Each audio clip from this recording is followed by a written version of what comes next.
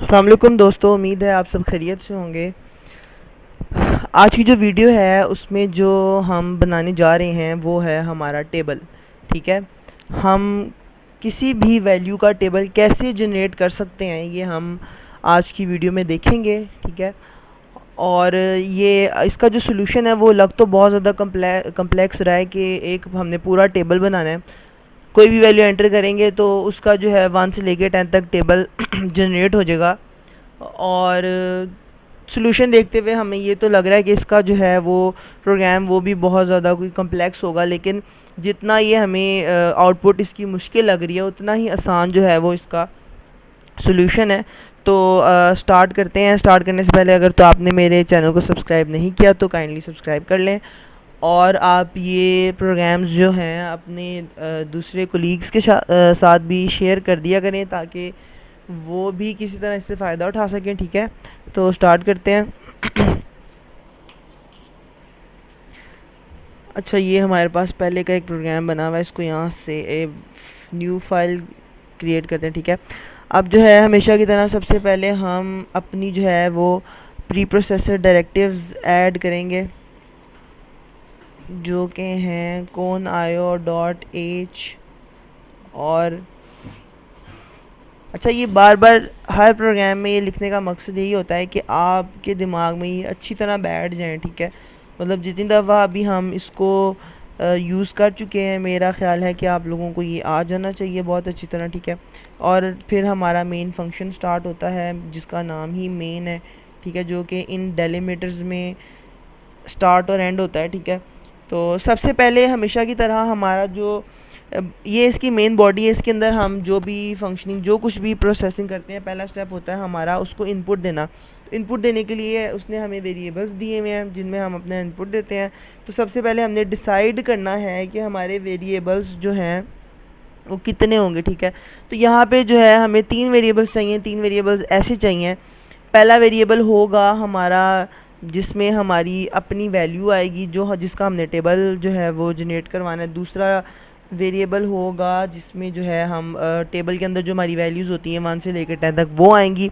और तीसरा वेरिएबल होगा जिसमें हम अपना रिज़ल्ट जो है वो स्टोर करवाएंगे। अगर आप नोट करो कि हम जो भी टेबल बनाते हैं, लेट्स सपोज मैं अगर 5 का टेबल बनाता हूँ तो 5 multiply by 1 is equal to 5। तो इसके अंदर 3 वैल्यूज़ आ रही हैं, तो उन 3 वैल्यूज़ के लिए हमें 3 वेरिएबल्स जो हैं वो रिक्वायर हैं। ठीक है, तो इनकी डाटा टाइप जो है वो इंटीजर रखते हैं।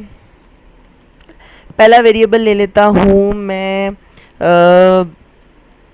एक्स। ठीक है, दूसरा वेरिएबल मैं वाई नहीं लूँगा बल्कि मैं लूँगा योर वैल्यू। ठीक है ना, योर वैल्यू का वेरिएबल मैं इसलिए ले रहा हूँ ताकि आप लोगों को जो है इसकी अंडरस्टैंडिंग में आसानी हो कि ये वो वेरिएबल है जिसमें हमने अपनी वैल्यू स्टोर करवानी है। ठीक है, और आखिरी वेरिएबल मैं लेता हूँ रिज़ल्ट। ठीक है, जिसमें मैंने जो है वो कैलकुलेशन इसकी स्टोर करवानी है।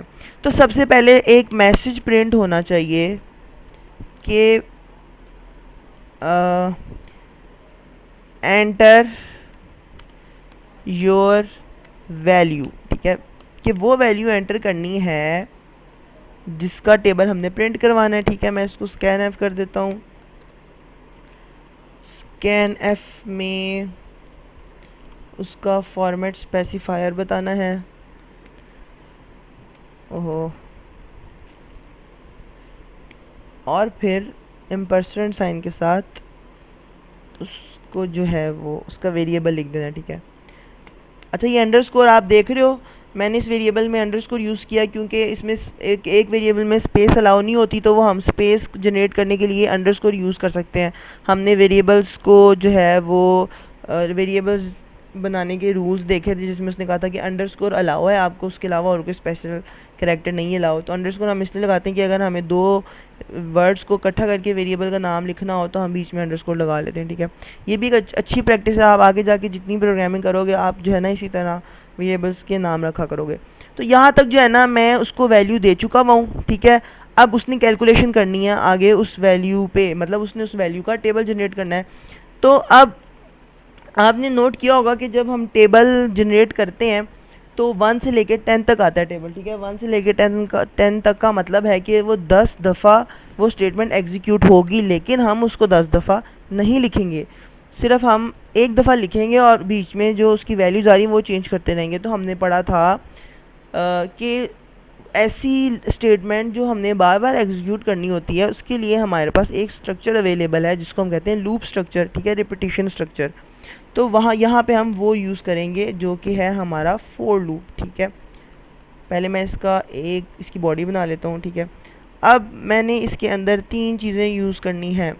सबसे पहले मैं इसके अंदर जो है ना अब वही वैल्यू यूज़ करने जा रहा हूँ जो मैंने बार बार चेंज करनी है। जिस तरह अगर मैं 5 का टेबल बनाता हूँ तो 5 1 ज़ा 5, 5 2 ज़ा 10, 5 3 ज़ा 15, 5 4 ज़ा 20। तो आप इसमें देख रहे हो जो चीज़ चेंज हो रही है वो क्या है, वो बीच में 1 2 3 4 5 6 7 8 9 10 तक, जो 10 तक जानी है, ठीक है। तो मैं उस वैल्यू पे लूप लगा रहा हूँ, उस वैल्यू को चेंज करूँगा। तो सबसे पहले मैं उस वेरिएबल की वैल्यू जो है बता देता हूँ। 1 से स्टार्ट होनी है और उस पर कंडीशन लगेगी कि वो स्मॉलर देन इक्वल टू हो 10 के, क्योंकि मुझे 10 तक चाहिए ना। और मैं उसको क्या करवा रहा हूँ, एक इंक्रीज़ करवा रहा हूँ हर दफ़ा लूप चलाते हुए, ठीक है ना। हर टर्न पे उसको इंक्रीमेंट दे रहा हूँ, ठीक है। अब यहाँ पे मैं क्या करने जा रहा हूँ, यहाँ पे सबसे पहले मैं कैलकुलेशन करवा रहा हूँ कि result is equal to x multiply by your value, मतलब जो आपने वैल्यू दी है उससे रिज़ल्ट जो है वो क्या हो जाए, मल्टीप्लाई हो जाए। अब यहाँ पे क्या हो रहा है, अगर आप देखो तो ये है वैल्यू 1 2 3 4 5 6 7 9 10 और ये है जो वैल्यू आपने उसको दी है। तो फर्स्ट टाइम क्या होगा, अगर यहाँ पे 1 है तो आप अगर उसको 5 देते हो तो 5 1 ज़ा 5, 5 यहाँ पे स्टोर हो जाएगा। जब लूप नेक्स्ट टाइम चलेगा तो इसकी वैल्यू 2 हो जाएगी, तो ये 5 2 ज़ा 10, 10 रिज़ल्ट में स्टोर हो जाएगा।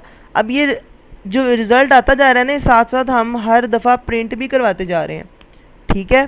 तो प्रिंट क्या करवा रहे हैं, प्रिंट, हाँ, अब हमने प्रिंट कैसे करवाना है, सेम वही जो हम बचपन से पढ़ते आ रहे हैं कि हम टेबल का फॉर्मेट कैसे बनाते हैं। तो हम लेट्स सपोज अगर मैं 5 का टेबल बना रहा हूँ तो 5 multiply by 1 is equal to 5।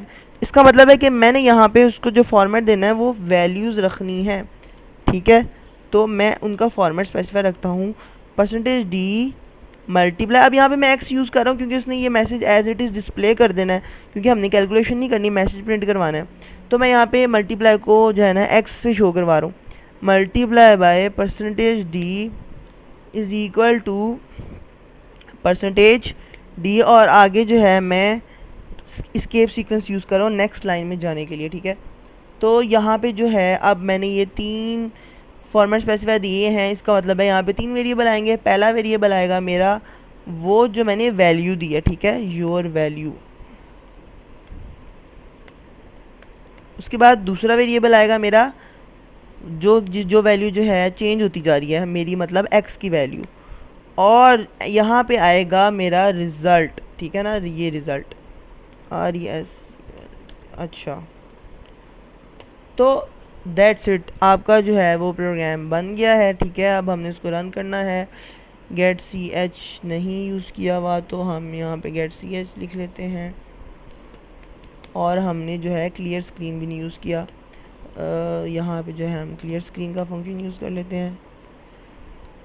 और ये आपका प्रोग्राम कंप्लीट हो गया है। इसको जो है हम सेव करते हैं सबसे पहले, ठीक है। हम इसको सेव करेंगे टेबल के नाम से, TABLE। सेव करते हुए देख लिया करो ये कहाँ पे पड़ा हुआ है, सी की ड्राइव के अंदर, टर्बो C3 के फोल्डर के अंदर, बिन के फोल्डर के अंदर जो है ना आपका प्रोग्राम पड़ा हुआ है। कल को आपने दोबारा ओपन करना हो तो आप यहाँ से ओपन कर सकते हो। तो अब मैं इसको एग्जीक्यूट करके देखता हूँ, ठीक है।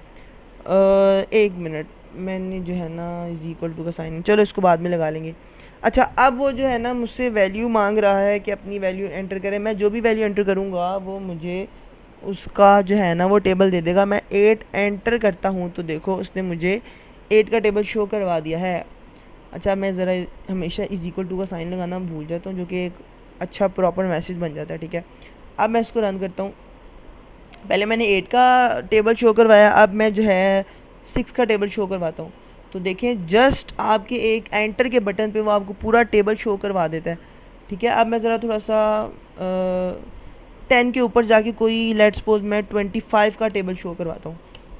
तो आपने देखा उसने 25 का टेबल शो करवा दिया है। इस फॉर्मेट में देखो कि वो सिर्फ एक वैल्यू को चेंज कर रहा है जो कि है 1 2 3 4 5 7 8 9 10, और जो इज इक्वल टू के बाद वाली वैल्यू है वो तो कैलकुलेशन वाली है और पहली वैल्यू सेम ही रहेगी, ठीक है, जिसका हमने टेबल शो करवाना है। तो आपने देखा ये थी लॉजिक जिसको यूज़ करते हुए जो है हम एक प्रॉपर अपना टेबल बना लेते हैं।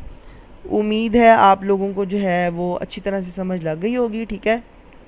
अगर नहीं समझ लगी तो इस वीडियो को बार बार देखें, और अगर आप कोई और प्रोग्राम बनाना चाहते हैं तो आप मुझे कमेंट में बताएं ताकि हम उस पर भी वर्किंग करें, ठीक है। तो मिलते हैं अगली वीडियो में, तब तक के लिए अपना बहुत ज़्यादा ख्याल रखिएगा।